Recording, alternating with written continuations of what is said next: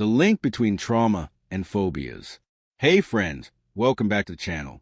If this is your first time here, I'm Zaki, and today's episode is going to be a deep dive into something that sounds super specific, but honestly affects so many of us: the connection between trauma and phobias. Now, before you start picturing therapists with clipboards or scary horror movie spiders, don't worry. We're keeping things light, real, and relatable, because understanding fear doesn't have to be scary. In fact, it can be the start of feeling a lot more free. Let me kick things off with a question. Have you ever had a fear that felt completely out of proportion? Like, your brain knows it's not a big deal, but your body's like, nope, danger. Maybe it's flying, swimming, elevators, or even something totally random like balloons or buttons. Yep, those are real phobias. You're not alone. What's wild is that a lot of these fears, the ones that feel irrational, actually aren't random. They can often be traced back to a traumatic moment, even one we barely remember. So let's talk about what a phobia actually is. A specific phobia is more than just disliking something. It's a powerful, overwhelming fear of a specific object, situation, or activity. And it's intense. Like heart pounding, can't breathe, I need to get out of here kind of fear.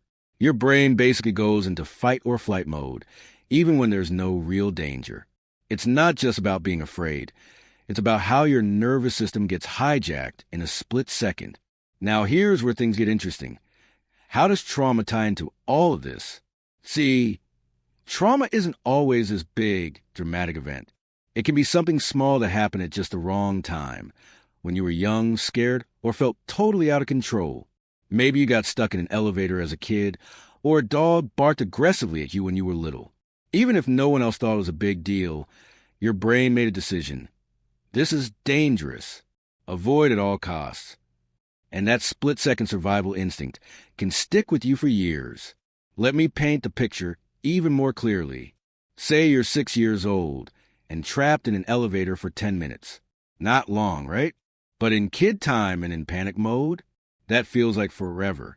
Your brain hits the emergency button, literally and figuratively.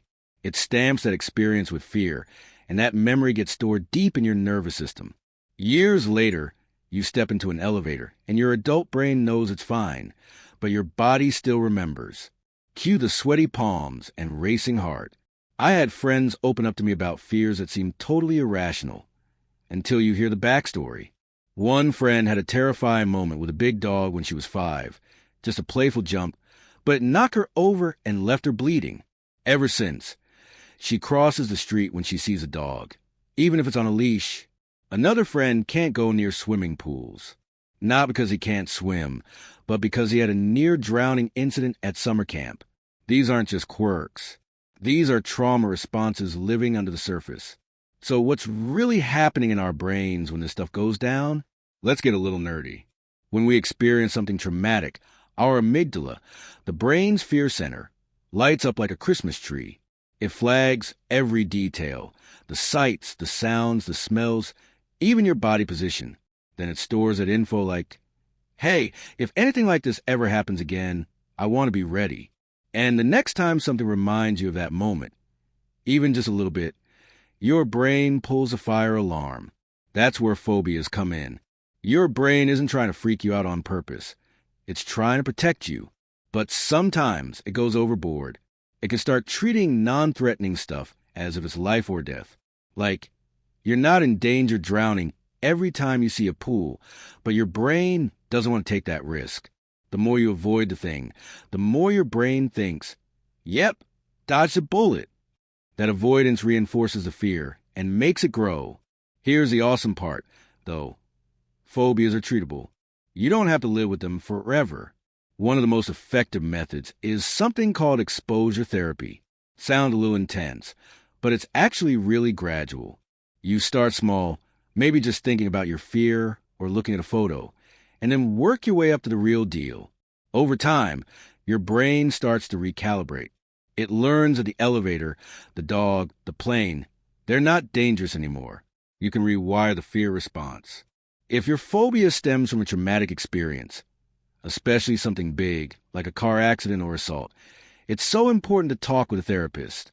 Professional help can make a world of difference. Therapies like CBT, that's cognitive behavioral therapy, or EMDR, eye movement desensitization and reprocessing, can actually help your brain reprocess the trauma and break that fear loop. It's kind of like updating your internal software. So, zooming out, what does this all mean? It means that your fears aren't random and you're not crazy for having them. Most of the time, your phobia is your brain's way of saying, I got hurt once and I don't want to go through that again. That's not weakness. That's human. But once we bring awareness to where that fear comes from, we can start to take back control. Your fear might have a backstory, but it doesn't have to be your future. Whether your phobia is something big, like flying, or something people don't always understand, like buttons or thunder, I want you to know this. You're not alone.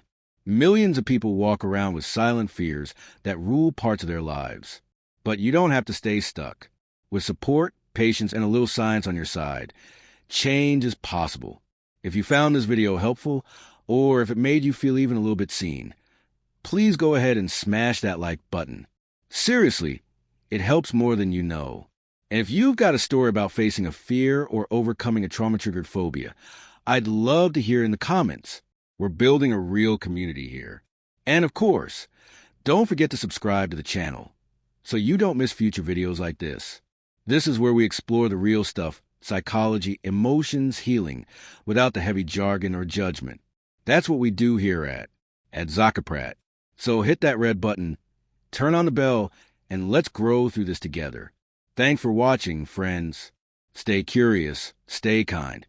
And as always, I'll catch you in the next one. Peace.